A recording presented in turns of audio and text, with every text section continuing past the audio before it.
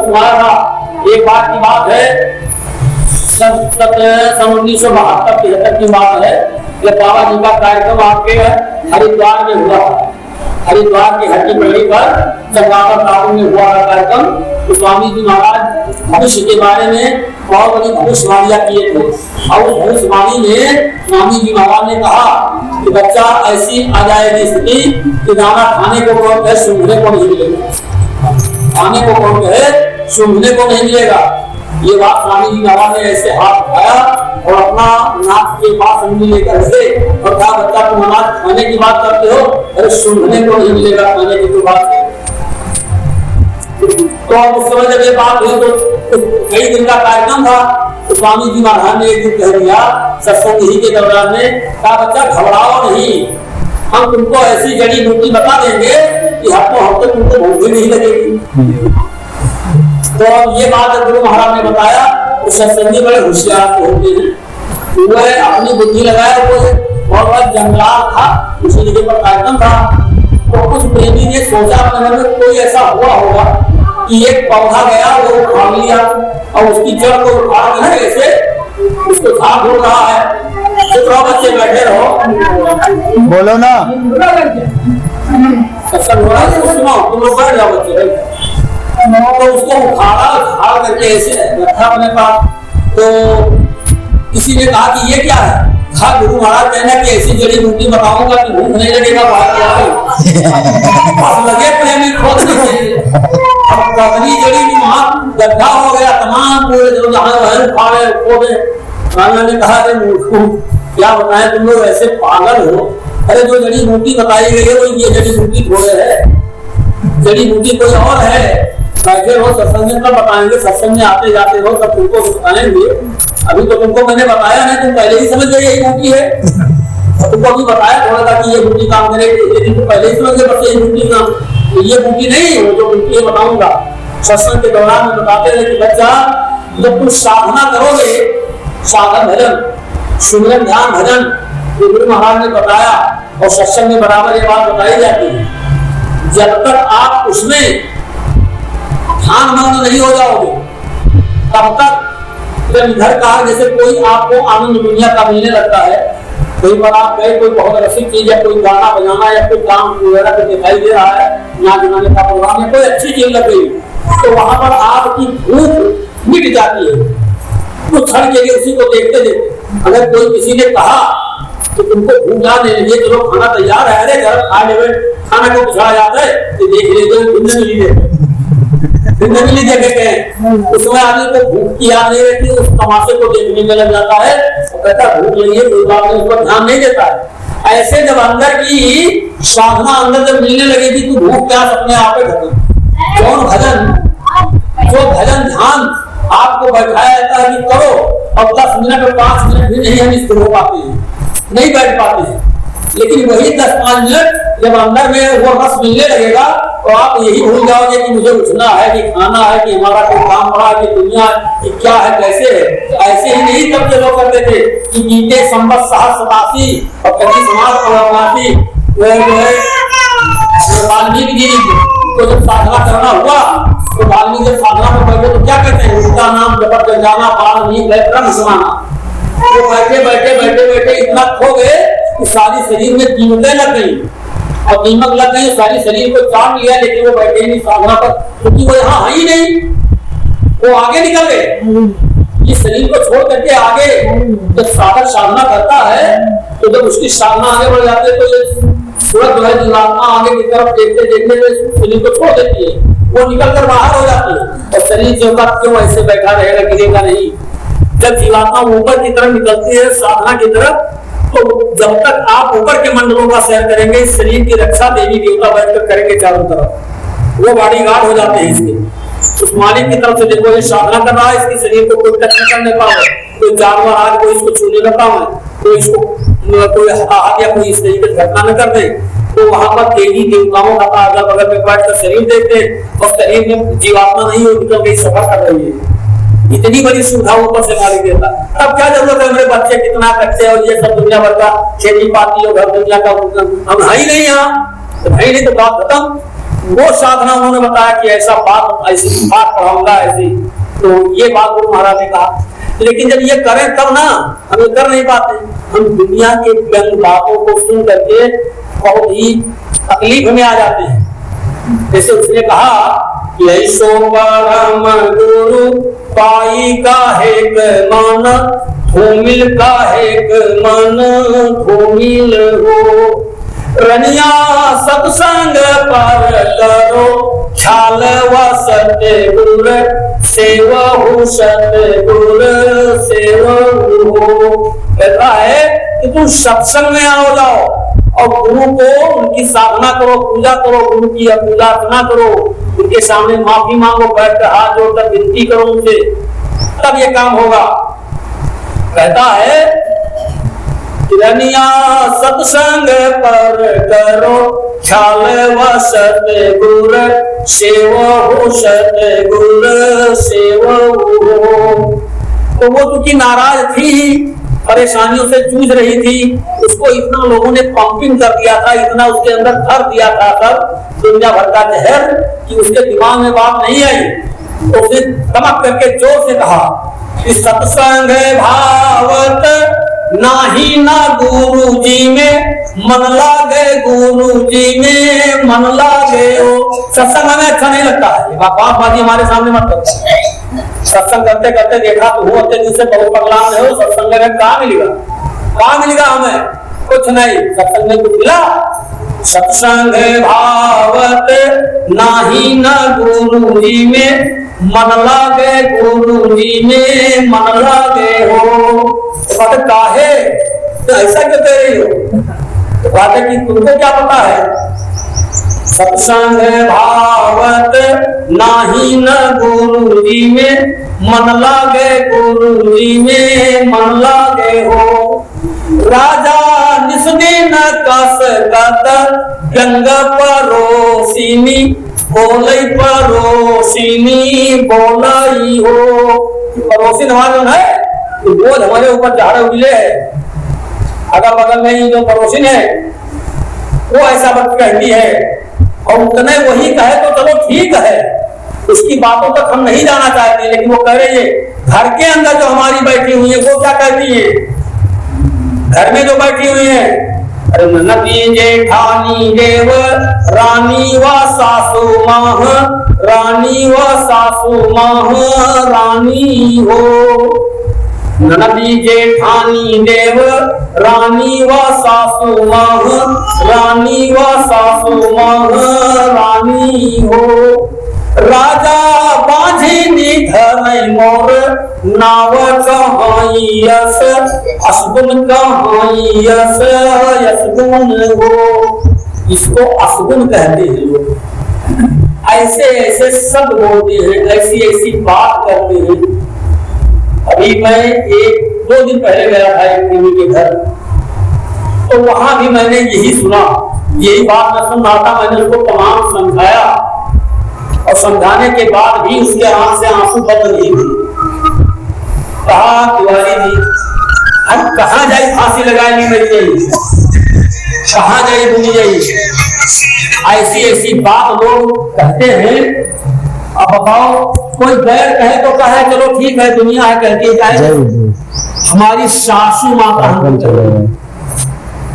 हमारी सासू माँ का हमारी ननद बैठी है वो कह रही है, हमारे जो घर के अंदर बूढ़ी दादी लोग वो कहती है। अब बताओ हम कहाँ से पकड़ लाई, कैसे होगा? ऐसी बातें लोग कहते हैं। तो ये बात हमने अभी 3-4 दिन पहले की बात है, वो ऐसे ऐसे तमाम जगहों पर ऐसी ऐसी खबरें आती हैं। तो ये सब लोग कहते हैं कि ये अपशगुन है, ये सगुन है, अपशगुन है। अपशगुन क्या है? मालिक ने अपनी तरफ से आपको भेजा है। अगर किसी का कर्म कर्जा नहीं है तो क्यों घबराते हो भाई कर्जा लादने के लिए? कर्जा नहीं है तो काहे के लिए परेशान? तुम्हारे ऊपर कर्जा लाद दिया जाए यही चाहते हो, इतना कर्जा दे दिया जाए कि बगल में पड़ोसी को देख रहे हो जिसके घर में 4 बच्चे बच्चियां हैं और व्यवस्था हो नहीं पा रही है। अगर एक बच्ची है तो जानते हो तो वो दान दफन बाकी ना है कि कहाँ मैं भटकत है बेचारे पहुंच यही लगभग कहते हैं महाराज बहुत जवारी जी, क्या भैया तुम बताओ लाग जाए संबंध बिटिवा हमारा सयान हो ब्याह कर बहुत जरूरी, लड़का समझा लड़का ब्याह कर बहुत जरूरी है। अब पहले तो शादी के लिए विवाह के लिए तो परेशानी रहे, और इनके बाद शादी पहला कहा तो अभी तो तोरे तो जो आएगा उसकी शादी नहीं करनी पड़ेगी क्या, उसकी व्यवस्था नहीं करनी पड़ेगी। और जो बेहना होगा उस मेरे मालिक को प्रभु को वो अपनी सृष्टि का बढ़ाने का विस्तार करना चाहते तो अपने करेंगे, हमारे कहने से करेंगे। इस सृष्टि का विस्तार उन्होंने अपनी मौत से किया है, उनसे कोई कहने नहीं गया था। जब सारी सृष्टि सिमेट करके ये किनारे कर लिया, जब प्रलय होती है महाप्रलय, अभी तो प्रलय आई नहीं है, अभी महाप्रलय आई नहीं, न महाप्रलय भी आएगी। महाप्रलय में होता है, जब महाप्रलय आने को होता है तो सारी इस धरती के ऊपर एकदम से इतना हाहाकार मच जाएगा, सूखा होगा कि जितने भी पेड़ पौधे पत्तियां सब सूख जाएंगी, हरि नाम की कोई चीज नहीं रह जाएगी। समझ लीजिए, पानी का एक कतरा बूंद नहीं मिलेगा, तड़प तड़प करके लोग मरते हैं। और महाप्रलय होने से पहले संतों के जीव उठा लिए जाते हैं, धार्मिक प्रवृत्ति वाले सब उठा लिए जाते हैं, तब इसके बाद में वो प्रकृति जो है अपना खेल करती है कि पानी का एक बूंद नहीं, हरी पत्ती कोई चीज मिलेगी नहीं, भूख के मारे तड़प तड़प करके यहाँ तक कि माँ अपने बच्चे को मार डालती है। इतना भयावह स्थिति होता है, कहते हैं महाप्रलय। फिर इसके बाद में इतना भयानक सूखा रहा, इतना भयानक, इतनी तेज बरसात होगी ये सारी धरती खुल जाएगी, ये धरती खुल जाएगी, पेड़ जितने पत्थर पहाड़ है सब खुल जाएंगे। फिर उसके अंदर क्या होगा, जितने भी जल के जीव है वो सौंपेंगे, जिसमें आग उत्पन्न होगी। अब धीरे धीरे धीरे धीरे वो सिमेटना शुरू करेंगे और सबको सिमेट करके किनारे कर देती है और कर दिए। फिर सृष्टि का अंत हो गया। फिर कभी उनकी मौत उठी, तब वो अपने आप उनकी मौत उठी, प्रलय कर दिया, उनकी मौत उठी, महाप्रलय कर दिया, उनकी मौत उठी है, सृष्टि का संचार कर रहे, फैला रहे हैं, सृष्टि का संचालन कर रहे हैं, सृष्टि को भेज रहे हैं। उनकी मौज है, परिवार को भेज रहे हैं। जिस दिन उनकी मौत हो जाएगी परिवार को सिमेट लेंगे। ये सब उन्हीं की तो रचना है। हम आप वैसे उछलते कूदते हैं दाएं बाएं, रखना धारणा सब उन्हीं को, सब ऊपर से ही है कि ये होगा ये होगा। कहते हैं कि काल दंड गए काहू न मारा और हरे धर्म बल बुद्ध विचारा। भगवान किसी को लाठी लेकर मारने नहीं आते, केवल बुद्धि पर बैठ जाएंगे। ऐसे लोगों को बुद्धि पर बैठा देंगे, दिमाग बदल गया, बस जरा जरा सी बात में हुई लड़ाई बस। अब देखो ना आपके जो मुल्क में बाहर मुल्कों में लड़ाई छिड़ गई है, जिसका असर हमारे आपके ऊपर आने लगा। अभी तक गैस की समस्या थी, देखो डीजल पेट्रोल की समस्या हो गई, अभी देखो क्या क्या बिगड़ने जा रहा है। ये सब क्या है, लड़ाई वहां हो रही, इसका परिणाम यहाँ आप पा रहे हैं। लड़ता पड़ोसी है, बाहर के मुल्क वाले लड़ते हैं, हमको आपको नहीं लड़ना, हमारे यहाँ लड़ाई नहीं हो रही है, लड़ाई वहां हो रही, लेकिन वहां का रिजल्ट यहाँ हमको आपको झेलना पड़ रहा है। तो कहने मतलब ये वो क्या है, केवल तार है, फ्यूज हो गया, अब दिमाग में केवल बात है लड़ाई करना है, लड़ाई करना है। लड़ाई से क्या होगा, उनका भी नुकसान, सबका नुकसान, अपना भी नुकसान। लेकिन ये काल प्रभु कहते हैं कि काल दंड बेटा हो हमारा, हरे धर्म बंधु विचारा। तो इस तरीके से चारों तरफ से परेशानी जब आ जाती है, ऐसी स्थिति आ जाती है, तो उसमें यही होता है कि आप मायूस मुद्रा में, तो वो कहती है देखो जो तुम कह रहे हो ये हमारी समझ में बात नहीं आती है, हमारी बात मानिए। तो मैं भी आपसे कुछ कहना चाहती हूँ। आप बहुत आते जाते हो, गुरु महाराज के पास आते जाते हो, तो हमारी भी कुछ अरदास लगाओ। क्या तुम्हारी अरदास तो कहती है कि बात मानना, वो कहती है कि जो है गुरु महाराज के पास आप जाइए और गुरु महाराज से प्रार्थना कीजिए, गुरु महाराज से विनती कीजिए। आप जो है हमारे हैं, हमारे ही है, तो आप नहीं कहोगे तो कौन कहेगा।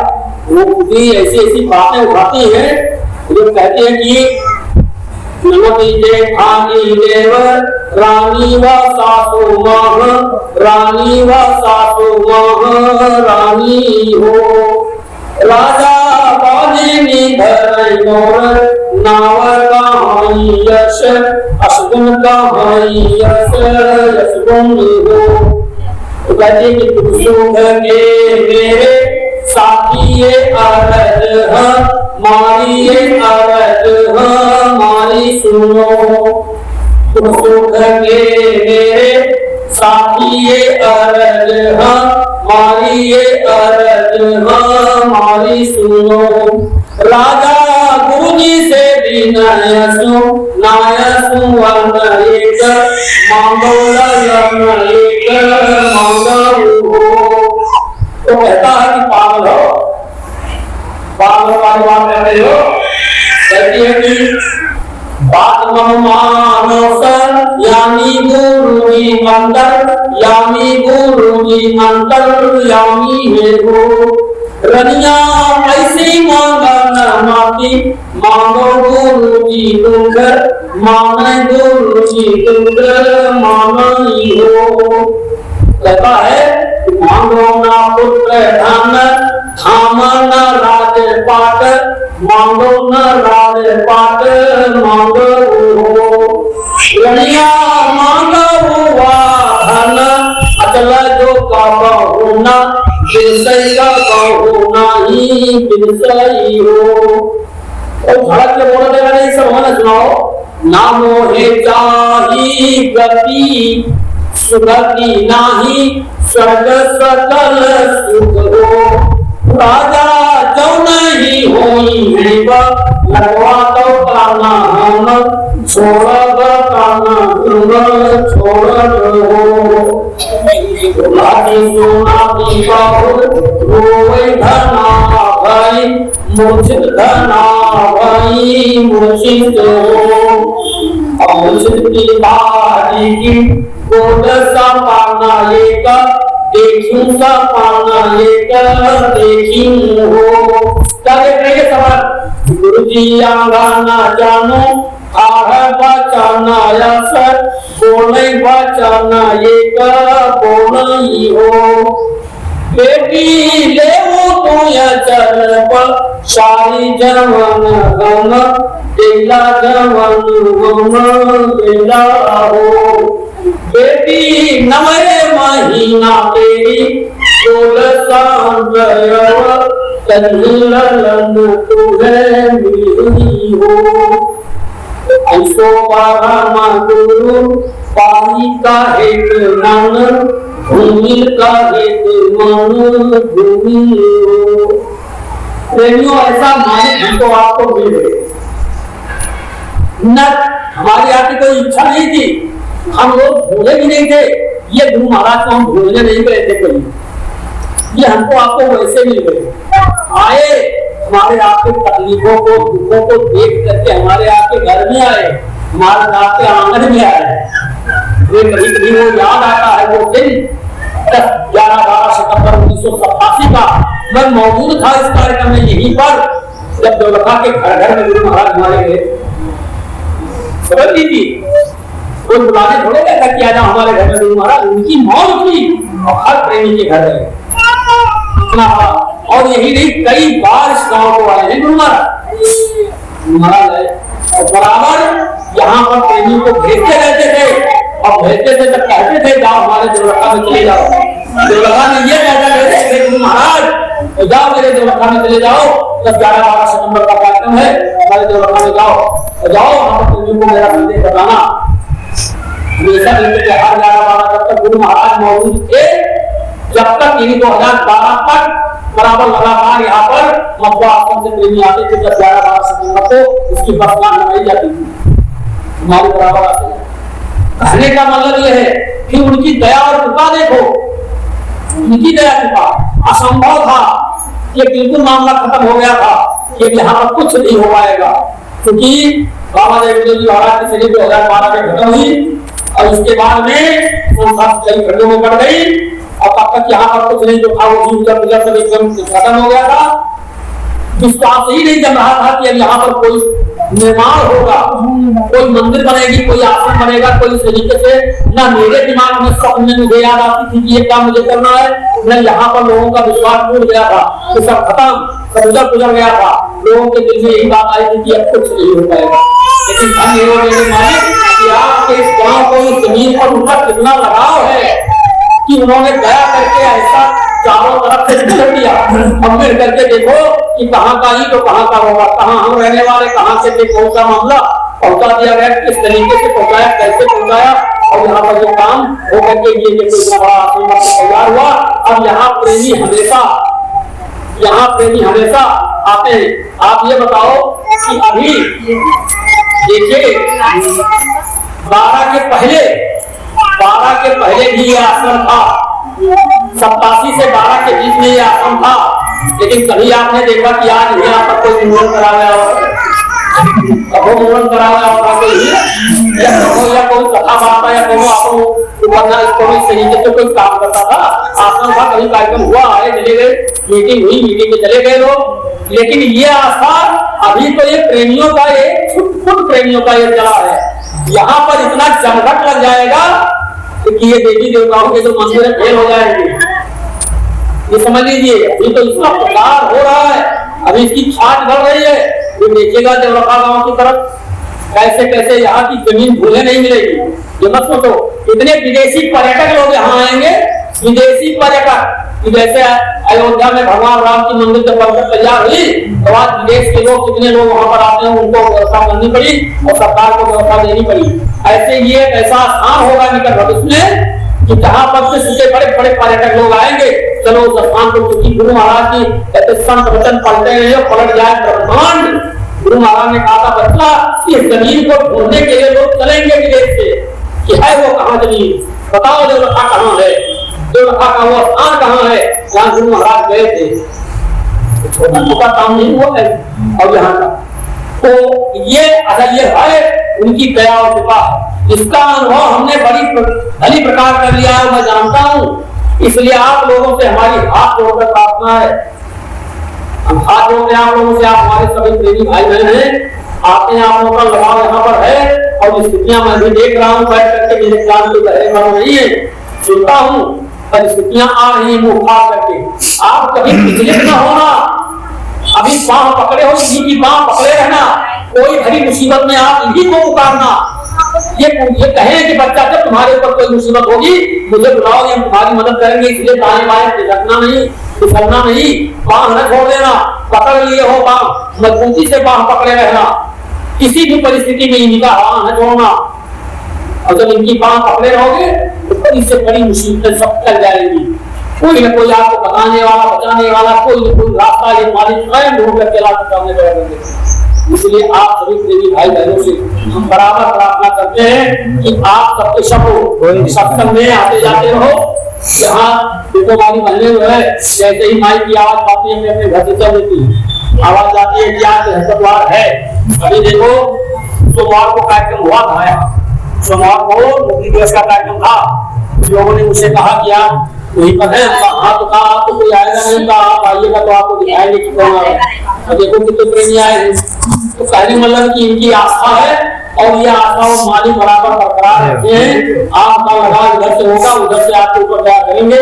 तो परिस्थिति से घबराने की जरूरत नहीं प्रेमियों, लगातार सुमिरन, ध्यान, भजन नित्य नियम से करते रहो। अपने खान पान को सही रखते हुए लगातार, हाँ इसमें कोताही नहीं करने की जरूरत है। बहुत से बड़े बड़े लोग, बड़े से बड़े लोग, अभी सुबह सुबह मेरे पास एक आया, एक कथावाचक का संदेश सुनने लगा।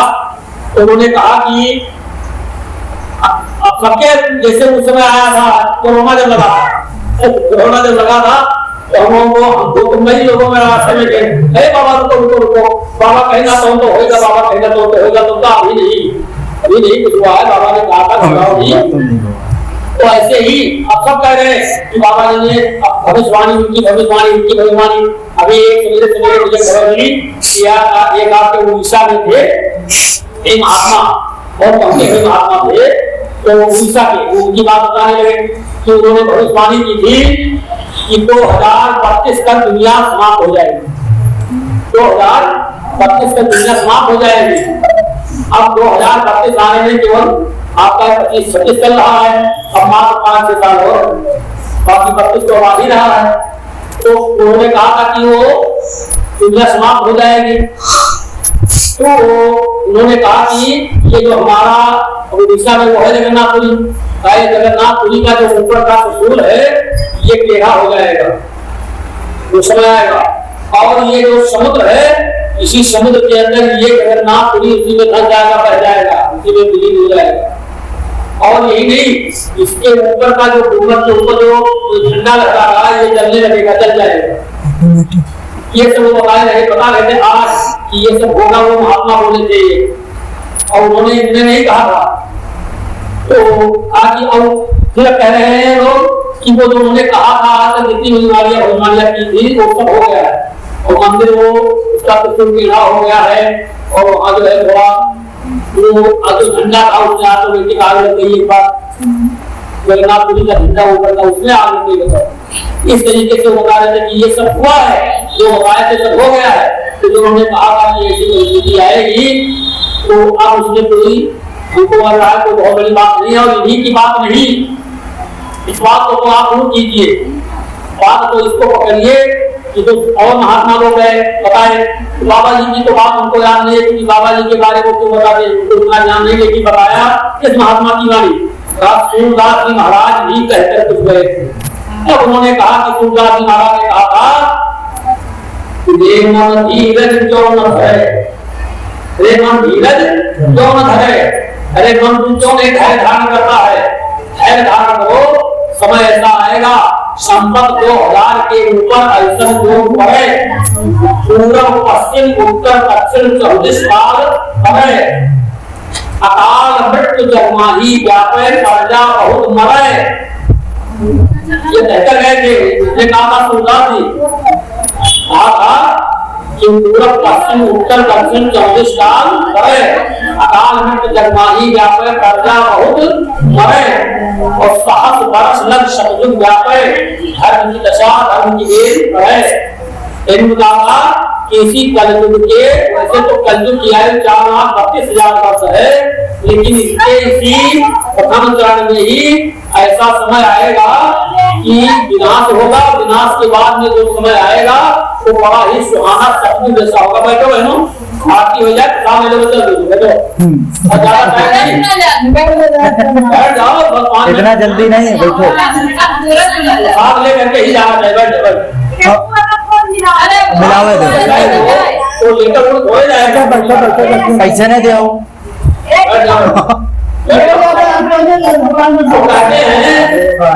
वो कहते हैं कि इस तरीके की स्थिति होगी तो उसने कहते हैं लास्ट में ये परिस्थितियां आएंगी तो उसका कोई विकल्प उसका कोई रास्ता कैसे संभाल होगा कैसे क्या होगा।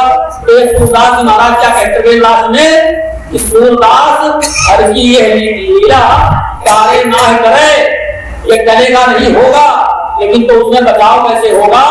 कहते हैं कि जो सतगुरु यानी गुरु का जो गुरु का पांव पकड़ेगा काल जाल से वही बचे जो गुरु का ध्यान धरे मन धीरज क्यों न करे।